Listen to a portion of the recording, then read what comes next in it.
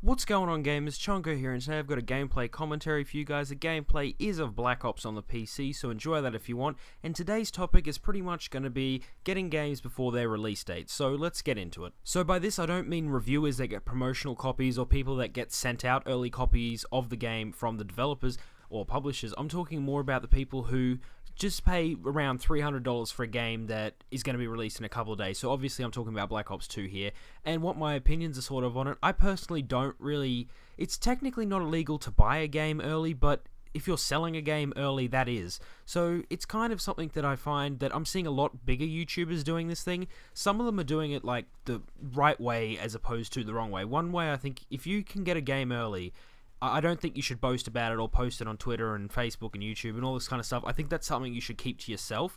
And I also think it's kind of a bit hurtful to smaller YouTubers, especially if someone's got, just say for example, Black Ops 2 a week or two early, and they're sitting there making up, so they've got like 50 or so videos that they can upload as soon as they can, which to me I think that's a little bit unfair. And unless you've been sent out a copy of the game, like legitimately from the source, I don't really think that you should go and pay like this amount of money just so you can be the first person up with these videos. Now, one of the bigger YouTubers, I'm not going to mention a name, uploaded a video that basically said how you could get games early and explained all the routes you could go into to try and buy this game early and yeah, get it before its official release date. And I kind of think this is a bit of a silly thing to do and a silly move on their part, because if you're providing this knowledge to all these people on YouTube, it can kind of impact badly, because we've been hearing rumors about the next generation consoles that may not actually play secondhand games, and they may, like for example, if publishers are seeing that more people are going through this route and not actually buying them on the release date, they may decide to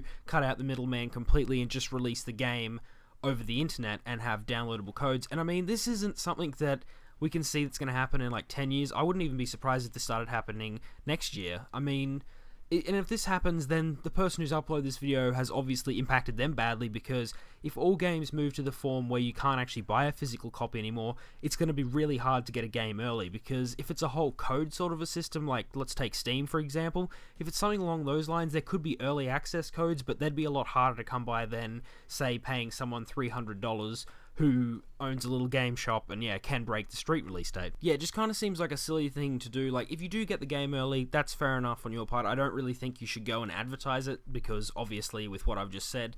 And yeah, it just doesn't seem to me something that... I don't think these bigger YouTubers should be doing stuff like this, because they're supposed to be setting the role model for everyone else. And I've seen about 3 or 4 really big YouTubers talk about doing this like in the last week, which has just surprised me that even decide to talk about this kind of stuff, especially when, yeah, they can stuff up their own source of supply by doing it. And this kind of thing wouldn't really surprise me, because I've seen comments about people saying that it honestly isn't really that hard to go and set up and be seen as a legitimate business, and therefore, you know, get a distributor to send you like the limit amount of copies, just to say like 50 copies, and then they can go and sell all the copies for about $250 each as soon as they get them, which...